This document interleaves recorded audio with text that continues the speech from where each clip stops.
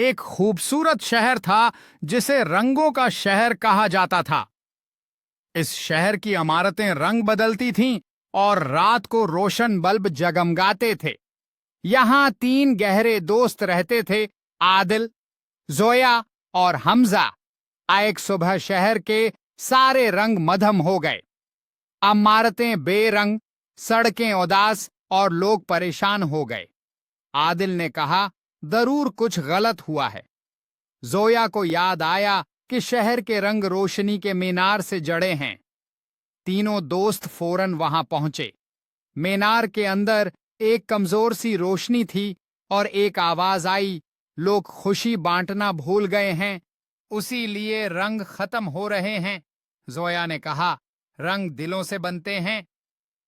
عادل نے مشورہ دیا کہ شہر میں خوشی واپس لانی چاہیے۔ حمزہ نے ہنستے ہوئے کہا، تو پھر ایک کارٹون میلہ کرتے ہیں۔ انہوں نے کھیل، تصویری مقابلے اور مزاحیہ پروگرام شروع کیے۔ بچے ہنسنے لگے، لوگ ایک دوسرے سے باتیں کرنے لگے اور آہستہ آہستہ شہر میں خوشی لوٹ آئی۔ اچانک روشنی کے مینار سے تیز روشنی نکلی اور پورا شہر دوبارہ رنگین ہو گیا۔ آواز آئی، جب خوشی بانٹی جائے تو رنگ کبھی ختم نہیں ہوتے۔ شام کو شہر میں جشن منایا گیا۔ تینوں دوست مسکرا رہے تھے۔